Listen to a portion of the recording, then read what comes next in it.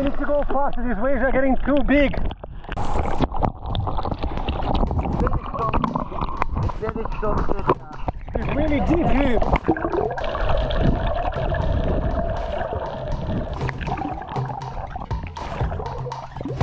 Are we still in all reef? It's too late now, we can't go back. And it's not that I didn't know how unpredictable this island is. And when it's not the rain, I'm about to go snorkeling and I get this warning here. Volcano again. The alert level of Canlaon volcano in the Negros province has been raised to 3 following an explosive This volcano is erupting right now, only 200 kilometers away from me. And here when you go snorkeling, you can see these volcanic activities right in front of you. Every place you go snorkeling this island, you see these bubbles coming straight from the seafloor. This is sulfur coming from the magma running underneath the sea. So why? Why going through volcanoes, currents? What's hidden in this island that is so special?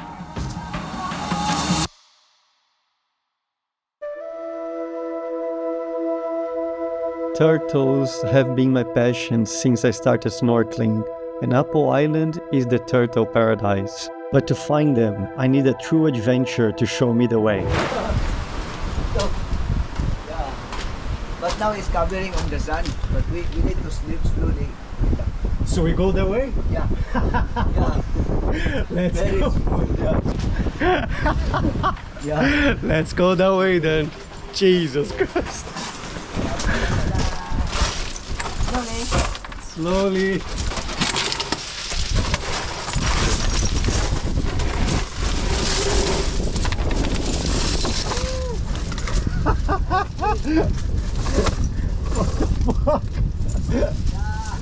Oh God.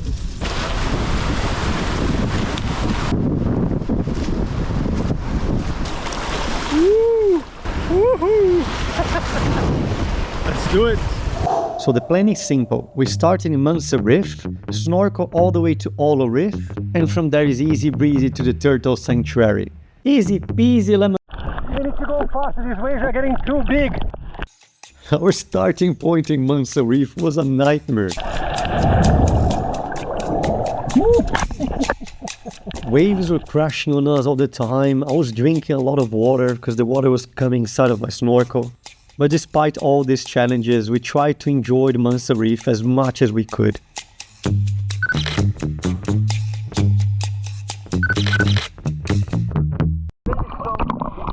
very strong. But when you get in Olo Reef, there is no turning back. The current is 10 times stronger and there is no way you can control it. We stopped swimming and just let it go. You my baby, you know it, right? Yeah, I just remember what you said to me. I'm your man, babe, I'm your man. You know I try to give you everything I can. I'm the one to make you come and get it, girl. Can you see it? Let me get closer.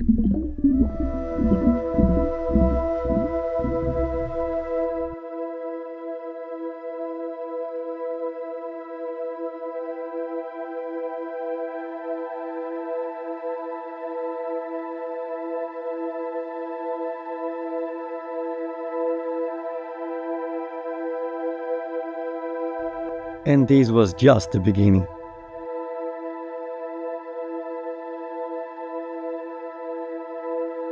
I had never seen so many turtles before in my life.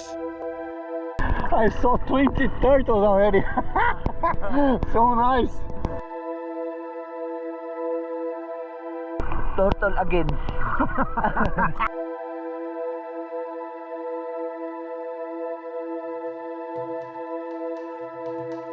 But not far from here, there is a place you can snorkel with millions of fish around you, turning day into night. It's about to get dark.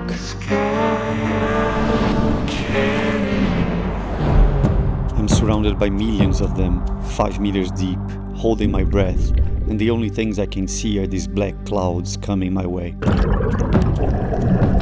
And above water, there's a storm forming. In the Philippines it's typhoon season, and there's one coming very close to us. The largest typhoon in history slammed into The force of the storm surge. Hearing about a typhoon on TV is very different than being right next to one. I just arrived in the Philippines, and this is how the Philippines welcomes me. Typhoon warning, dangerous and damaging winds around your area. Typhoons, cyclones, hurricanes, they're all basically the same. This giant vortex of wind that gets formed and lasts days and days, sometimes even weeks, moving from one place to another and destroying everything around it. And here I am, nearby a typhoon, just so I could snorkel with sardines.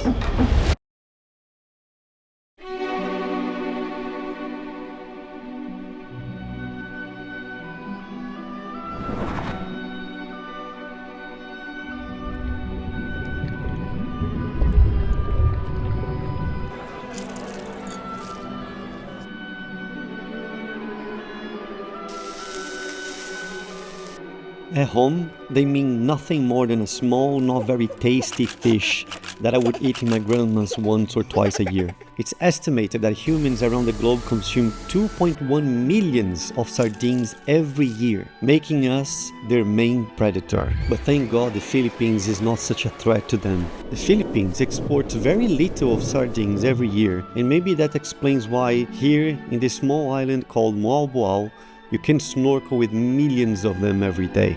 Time to go! There's still a typhoon nearby, but I don't think it's gonna be a problem for us. These waves and current are really strong and just getting stronger by the minute. This visibility is horrible. I can barely see 5 meters away from me. The typhoon is hundreds of kilometers away from Moalboal, but its impact is right in front of me. And there's nothing I can do apart from going back to the hotel and just wait. And wait and wait. For days I've waited in the hotel, checking the news every single day to see if the typhoon was moving away from Moalboal. And finally, after 5 days of waiting,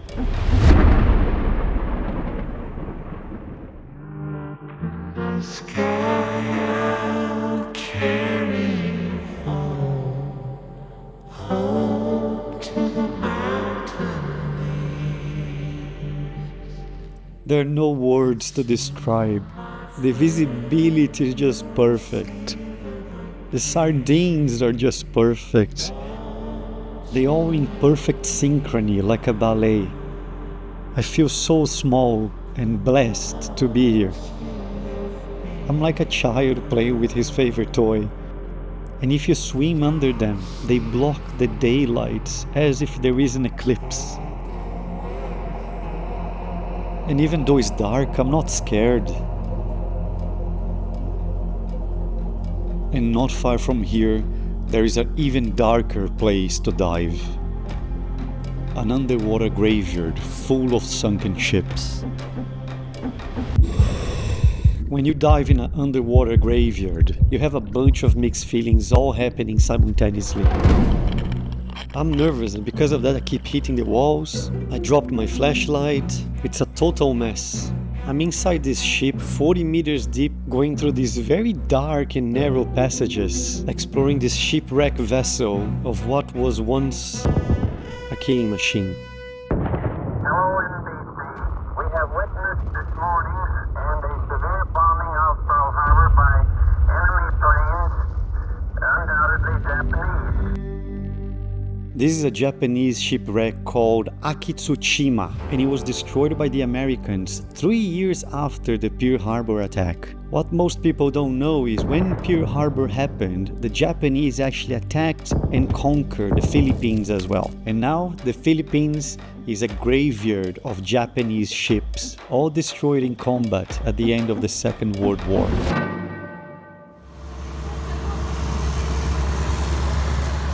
We are a group of 10 advanced divers heading towards Akitsushima dive site.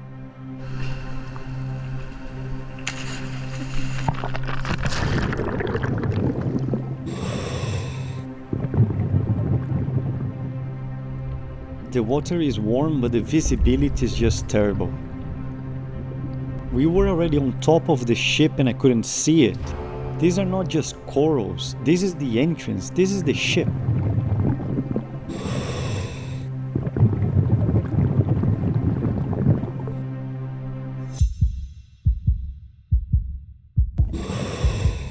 Everything is really dark, and because the visibility is not good, the chances of we getting lost is really high.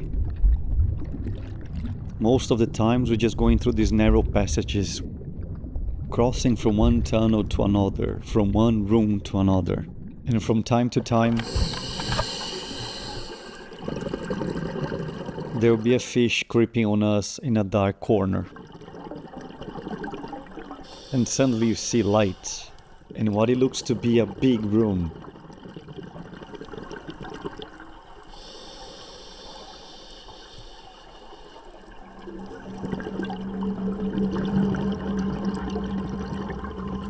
When you are in these big rooms is when the adrenaline kicks in. Tsushima was a war machine. It killed people, and people died here. This ship is 118 meters long, so you go in and out through the cracks over and over again. And this crack was caused by the torpedo that sunk Tsushima. The torpedo almost split Tsushima in half, and it sunk the ship in a matter of minutes. And when you are exploring the outside, you can barely recognize it's a ship. This is one of the ship cannons, now buried in corals. 80 years underwater and the marine life takes over.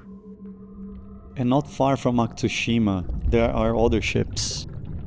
Smaller warships, fishing ships, and some of them you can explore just by snorkeling. The Philippines has an underwater universe, and shipwrecks is not the only special thing here. Not far from here, there is a place that looks like a fortress underwater, almost no marine life. For the past years I've been searching for unique underwater places. And that search led me to a place that I never expected, the Philippines.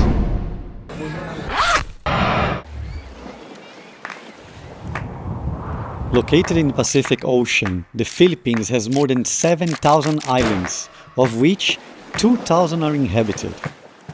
With so many islands, it's only natural for a country like this to have such a strong water sports culture, especially free diving.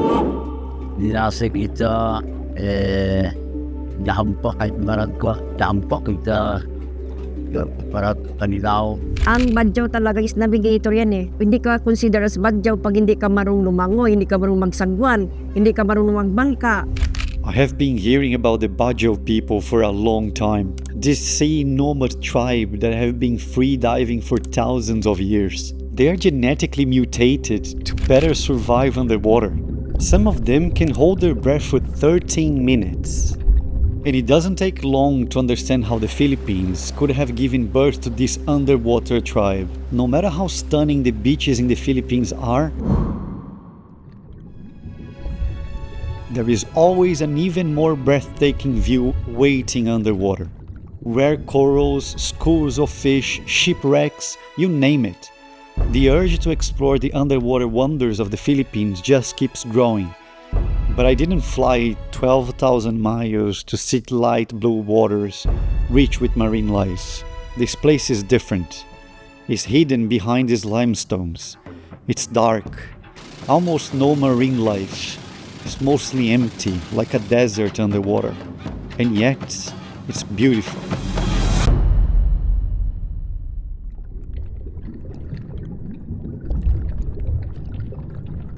It's like staring into the abyss.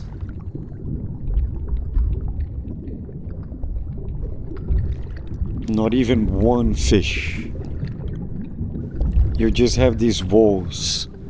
They look like walls of a fortress. A fortress that you're not allowed to get in. That might explains why no one is here. Just my friend and I.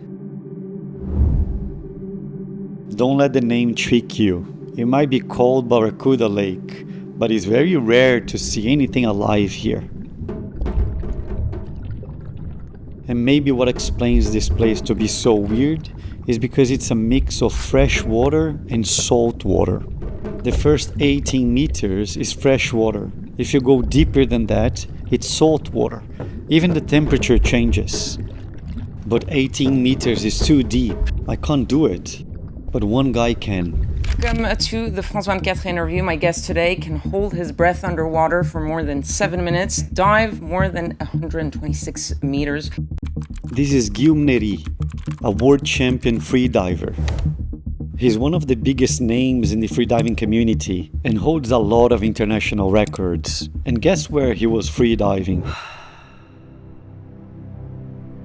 Guillaume created this amazing film, and some parts of it were shot here in Barracuda Lake. And I only found out about this place because of him. But there is a place here in the Philippines that not even Guillaume knows about it. A unique and terrifying place.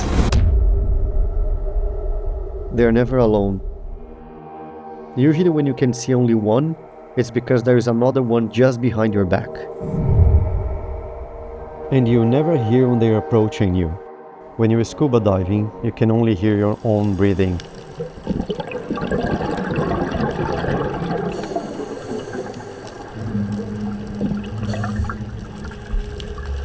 But are they going to attack me?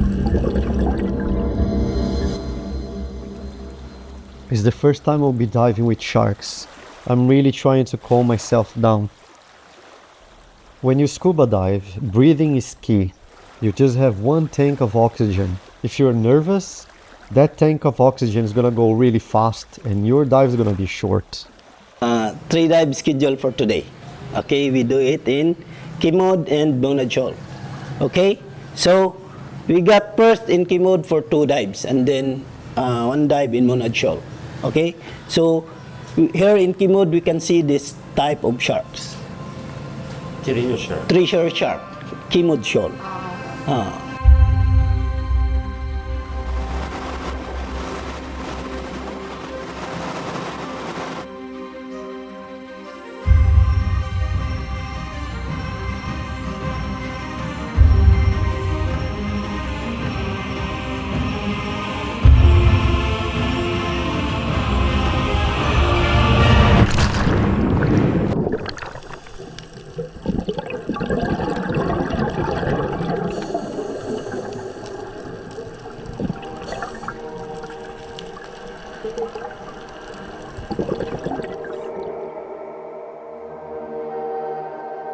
Are they going to attack me? Are they going to attack me? No, because treasure shark is a friendly shark. Okay. So, for how many years doing diving with treasure, before in Monad and now in Kimod Shoal, there's no divers attacked by sharks. Okay? But when you are 20 meters deep, defenseless, it's very difficult to be rational.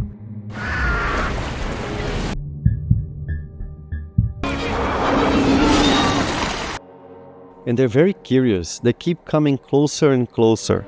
And they're always circling around as well, which is very weird.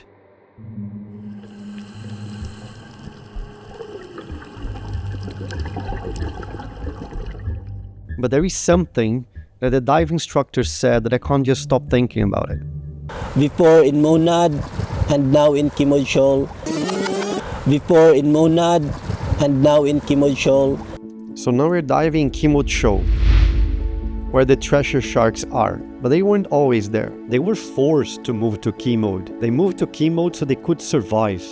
Monad Shoal was the original house, only 10 kilometers away from Kimod. What could have scared away a shark from their own house? Tiger sharks are one of the largest predatory sharks on the planet. National Geographic says that the mere presence of a tiger shark in an area creates a landscape of fear.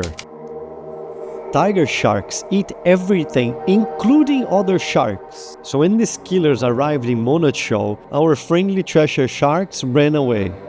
So we try to find tiger shark. Hope. Are the tiger sharks dangerous? They attack divers? Tiger shark is dangerous, but in Monad Shoal, it's okay. It's okay. We hope.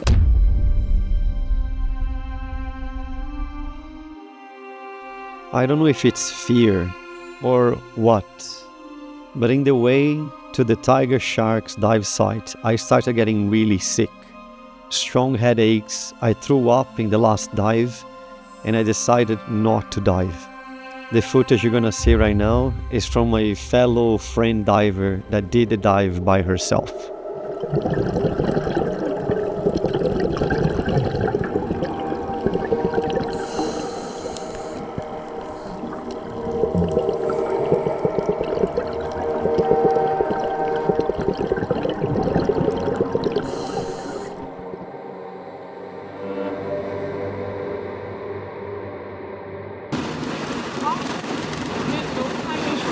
No? Ah. Are you frustrated? That's the sad reality of scuba diving. Sometimes you see what you're looking for, and sometimes you don't.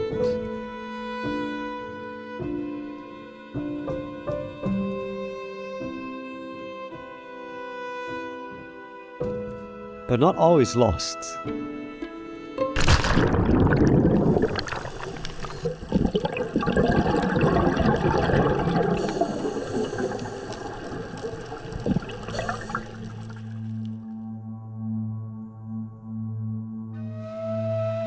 These are white-tip sharks, and they can be found not far away from the tiger sharks. But these ones are super chilled. I rarely saw them moving. And contrary to the other sharks, this one lives in a place beaming with life.